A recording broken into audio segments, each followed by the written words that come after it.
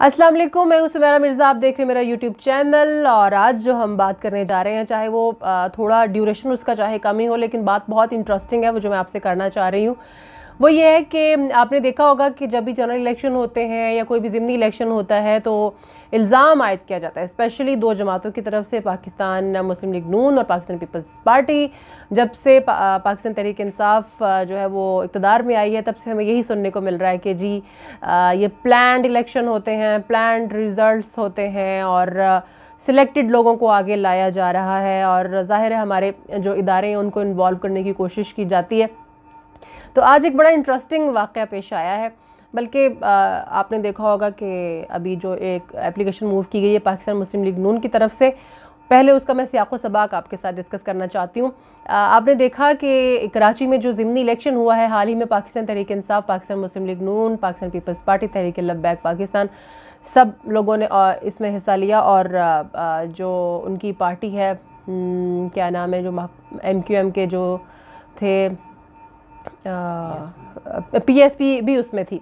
अच्छा, खैर PSP का तो वोट हमने देख लिया कितना था।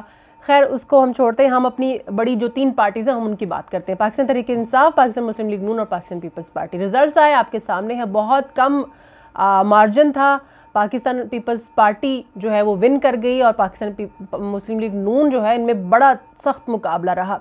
खैर पाकिस्तान पीपल्स पार्टी ने इस सीट को विन किया और दोनों पार्टीज़ यानी कि पाकिस्तान मुस्लिम लीग नून और PTI दोनों ने इन रिज़ल्ट्स को मुस्तरद कर दिया।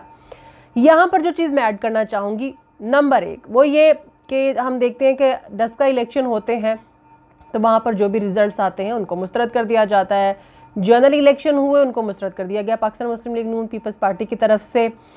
इसके अलावा जितने भी इलेक्शन होते हैं, जो पार्टी हारती है उसको एक्सेप्ट नहीं करती बल्कि उसको मुस्तरद कर दिया जाता है और फिर इलेक्शन कमीशन की तरफ चले जाते हैं और बात आगे बढ़ जाती है। फिर उसके ऊपर हम देखते हैं कि बहुत अरसा कार्रवाई चलती रहती है और एट द एंड कुछ भी नहीं होता। लेकिन डस्का इलेक्शन में भी हुआ और इस इलेक्शन में भी हुआ। डस्का इलेक्शन में ये हुआ कि जो 20 पोलिंग स्टेशंस थे जिनके पोलिंग एजेंट गायब हुए थे या जो भी वहाँ पर इश्यूज़ हुए थे उसके बारे में कहा गया कि वहाँ पर रीपोलिंग करवा लें। लेकिन जनाब यहाँ पर इलेक्शन कमीशन जो था वो तो बहुत लॉयल था कि अपने जो उसका नज़रिया है, जो इस नज़रिए पर वो बना है, तो वो उसको कैसे ख़त्म कर सकता है। तो यहाँ पर उसने बहुत लॉयल्टी का मुजाहरा किया कि इसके साथ ये भी आप बेहतर समझते हैं। उन्होंने कहा कि नहीं नहीं, सारा इलेक्शन ही हम दोबारा करवा देंगे। ठीक है, वो दोबारा इलेक्शन हुआ, वो रिजल्ट आए, वो भी आपके सामने है। एक बात, जनरल इलेक्शन हुए, हमने देखा कि आज तक पीपल्स पार्टी और नून लीग की तरफ से ये कहा जाता है कि सिलेक्टेड लोग आए हैं, लोगों को सिलेक्ट किया गया है। ज़ाहिर हमारे इदारों का नाम लिया जाता है, फ़ौज का नाम लिया जाता है कि उनकी तरफ से ये प्लान्ड और सिलेक्टेड इलेक्शन था। डस्का इलेक्शन होता है, 20 पोलिंग एजेंट्स या जितना भी अमला गायब होता है उसका इल्ज़ाम जो है वो किसके ऊपर आयद किया जाता है, वो आयद किया जाता है इस्टेब्लिशमेंट के ऊपर आयद किया जाता है कि जी उन्होंने लोगों को गायब करवा दिया। यहाँ पर भी वो इलेक्शन को फ़िक्स करना चाहते थे जैसे उन्होंने जनरल इलेक्शन को फ़िक्स किया। और बल्कि जो हमारे बिलावल भुट्टो साहब हैं वो तो कहते ही सिलेक्टर हैं वज़ीर-ए-आज़म इमरान खान साहब को। ये सारी बातें मैं दोहरा इसलिए रही हूँ कि मैं इसको रिलेट करना चाह रही हूँ NA 249 से। खैर अब आपने देखा कि जब दोनों जमातों की तरफ से PTI और पाकिस्तान मुस्लिम लीग नून की तरफ से जब इस इलेक्शन को रिजेक्ट किया गया है 249 के रिज़ल्ट्स को, तो उन्होंने एक एप्लीकेशन मूव की है इलेक्शन कमीशन को कि हम इस रिज़ल्ट्स को नहीं मानते, आप इसको रीकाउंटिंग करें, क्योंकि डिफरेंस PMLN और पीपल्स पार्टी के वोट्स में बहुत कम है। तो इसलिए उन्होंने कहा कि क्यों ना इसको रीकाउंट करवाया जाए।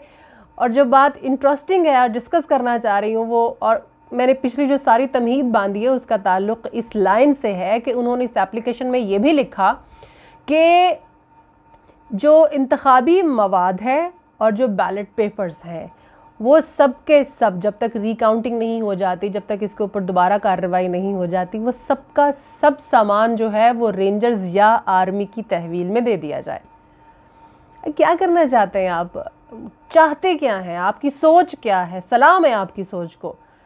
जनरल इलेक्शन होता है तो वो प्लान्ड था और वो आर्मी ने जितवाया PTI को। कोई भी ज़िमनी इलेक्शन होता है आर्मी जितवा रही है PTI को।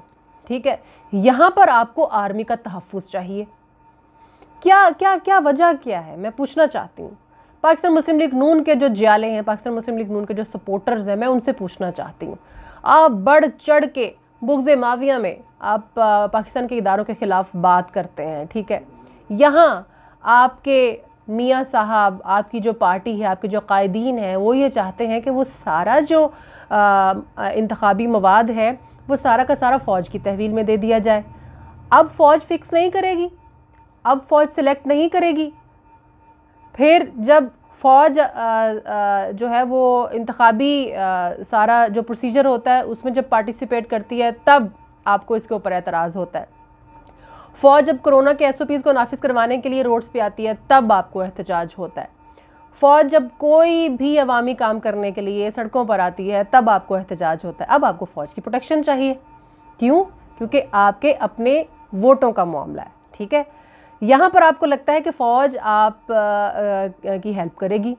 वही फ़ौज जिनके ख़िलाफ़ आपके लोग दिन रात बोलते नहीं थकते, और हमने देखा है, हम बचपन से अब तक देखते आ रहे हैं कि हमारे जो इदारे हैं हम उनकी रिस्पेक्ट करते हैं। ऑल ओवर द वर्ल्ड हम लोग उसका अच्छा इमेज जो कि है हम वो लाने की कोशिश करते हैं, और कभी हिस्ट्री में ऐसे नहीं हुआ जैसे आपने किया, जैसे आपकी पार्टी ने किया है।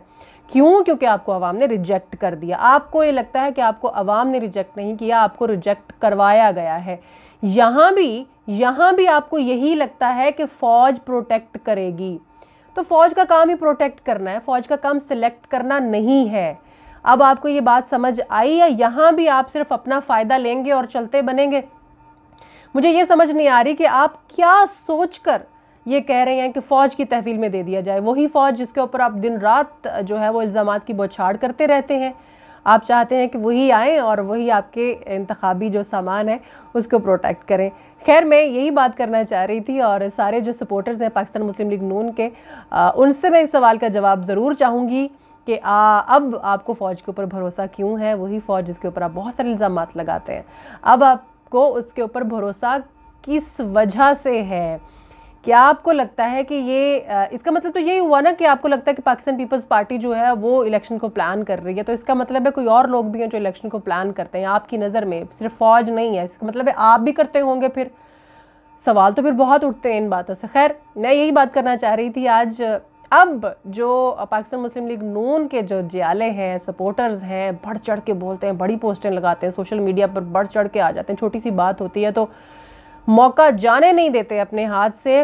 वो ज़रा अपना भी एहतसाब कर लें, अपनी पार्टी का भी एहतसाब कर लें, लेकिन फिर भी ढीठ बहुत है लोग मुझे पता है, बहुत ढीठ है। उन्होंने फिर भी कोई ना कोई इसमें से ऐसा पॉइंट निकाल देना है कि अपनी आप को सेटिस्फाई करने के लिए और अपनी पार्टी को प्रोटेक्ट करने के लिए कोई ना कोई बात आप ज़रूर सामने ले आएंगे। लेकिन फिर भी बिल्कुल न्यूट्रल होकर आप इस बात पर सोचिएगा ज़रूर कि आपकी जो कायदीन है वो कर क्या रहे हैं। आपको एक लाइन के ऊपर लगा के खुद वो यू टर्न ले लेते हैं। यू टर्न कौन लेता है अब आपको बेहतर पता चल गया होगा। आप इमरान खान को मास्टर ऑफ यू टर्न कहते थे ना, अब आप बताइए यू टर्न यहाँ पर लिया किसने है। खैर, अब आप सारी बात मैंने कर दी, अब अपना एहतसाब आपने खुद करना है। अब बात सारी आपके सामने है, अब आप मुंह मोड़ लें तो वो एक अलग बात है। आज के प्रोग्राम से इतना ही।